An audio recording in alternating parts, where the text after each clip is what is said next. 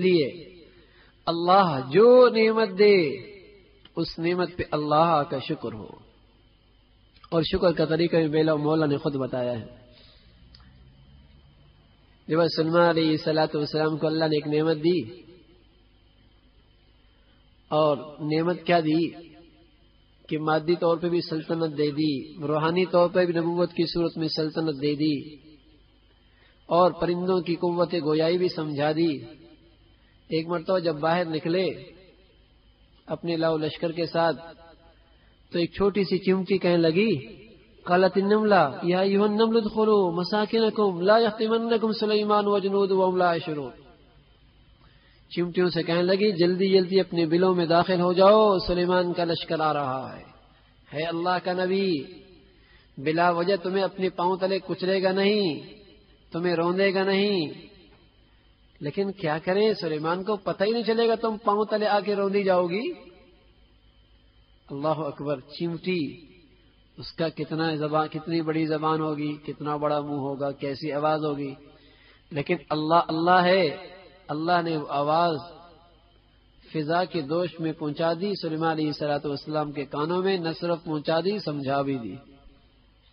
فتبسم ضاحكا من قولها وقال رب أوزعني أن أشكر نعمتك التي أنعمت علي وعلى والدي وأن أعمل صالحا ترضاه۔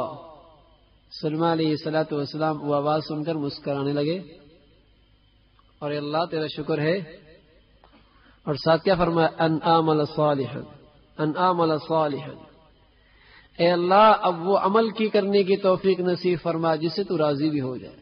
یہ ہے شکر کی حقیقت، کہ اللہ جو نعمت دے اس نعمت میں اس بات کا لحاظ ہو کہ اس میں اللہ ناراض نہ ہو، اس میں اللہ ناراض نہ ہو، بلکہ اس نعمت کے بعد اللہ سے تعلق بڑھ جانا چاہیے۔ میرے عزیزو، اللہ سے محبت بڑھ جانی چاہیے، اللہ سے تعلق بڑھ جانے چاہیے، محبت بڑھ جانی چاہیے، عفت بڑھ جانی چاہیے، پاک دامنی بڑھ جانی چاہیے، حیا بڑھ جانی چاہیے۔ کہیں ایسا نہ ہو کہ پھر صرف نعمتوں کی شکل رہ جائے اور اللہ اس نعمت کی روح چھین لے۔ دیکھیے نا، آج بظاہر گھر موجود ہے لیکن آج ان گھروں میں محبت ہی نہیں ہے۔ بظاہر میاں بیوی کا تعلق موجود ہے لیکن اعتماد کی زندگی نہیں ہے۔ بظاہر اولادیں موجود ہیں لیکن فرما بردار نہیں رہی۔ بظاہر دولت موجود ہے لیکن اس سے راحت نہیں مل رہی۔ بظاہر کاروبار بہت بڑا ہے لیکن اس کے اندر بھی سکون نہیں مل رہا۔ اللہ نے ہر نعمت سے ایسا لگتا ہے کہ روح نکال دی، خواری بڑھ گئی، بے چینی بڑھ گئی، بے سکونی بڑھ گئی، خوف بڑھ گیا۔ اس لیے کہ آج مسلمان نے اللہ کی نعمتوں میں شکر گزاری کی زندگی اختیار کرنا چھوڑ دی۔ جتنا مال بڑھتا چلا گیا اتنی اس کی نافرمانی بڑھتی چلی گئی، جتنا گھر بڑا ہوتا چلا گیا اتنی اس کے گھر سے حیا رخصت ہوتی چلی گئی، جتنا کاروبار بڑھتا چلا گیا اتنی بیٹی کی حیا کی چادر جاتی چلی گئی، جتنا مال زیادہ آتا چلا گیا اتنا اس کے بیٹے کا شباب داغدار ہوتا چلے گیا۔ اب تو زندگی کا حال یہ ہے، اب تو زندگی کا حال یہ ہے۔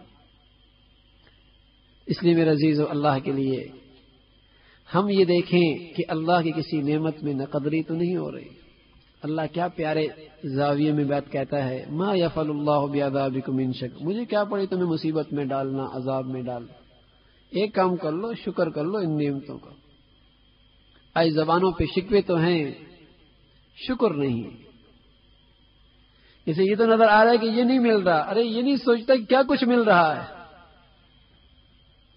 یہ اپنے سے بڑے کو دیکھ کر ہر وقت حسرت میں پڑا ہے، میں بھی ایسا ہوتا، ارے یہ دیکھ کتنوں سے تو بہتر ہے۔ اس لیے کہ نبی فرمایا کرتے تھے، شاکر بننے کا طریقہ ایک یہ بھی ہے کہ اپنے سے نیچے والوں کو دیکھو کہ ہزاروں سے کروڑوں سے اللہ نے بہتر بنا کے رکھا ہے۔ کتنے لوگ ہیں تڑپ رہے ہیں، کتنے لوگ ہیں بینائی سے معروم ہیں، کتنے لوگ ہیں صحت سے معروم ہیں، کتنے لوگ ہیں اپاہج ہیں، کتنے لوگ ہیں سماعت سے معروم ہیں۔ ارے کتنے لوگ ہیں جو ہمارے گاڑی کا شیشہ کھٹکھٹاتے ہیں اور بھیک مانگ رہے ہوتے ہیں، خود بھی ہوتے ہیں، ان کی اولادیں بھی، بیویاں بھی ساتھ ہوتی ہیں، لیکن اللہ کا احسان ہے کہ یہ ساری نعمتیں دے رکھی ہیں. لیکن میرے عزیزو، اللہ نے دے رکھی ہیں کہ نعمتیں کتنی استعمال کر رہے ہیں میں اور آپ، کیسے کیسے مشروبات پی رہے ہیں، کیسی کیسی نعمتیں استعمال کر رہے ہیں. لیکن میرے عزیزو، جب تک ہوتی ہیں قدر ہی نہیں ہوتی. محسن کو پہچانتے ہی نہیں ہے، کسی کی عطا کردہ ہیں یہ نعمتیں. جوانی مستانی بنی ہوئی ہے، جتنا خوبصورت جوان، جتنا خوبصورت جوانی، جتنی بڑھیا صحت، اتنے گناہ زیادہ، اتنی نافرمانی زیادہ. جتنا اللہ نے بیٹی کو حسن دیا، اتنی اس کی بے حیائی بڑھ گئی، اتنا وہ بازار کو گندا گدا کر رہی. ارے میرے عزیزو، اس نعمت کی یوں نہ قدری تو نہیں ہوتی، اس نعمت کی یوں نہ قدری تو نہیں ہوتی.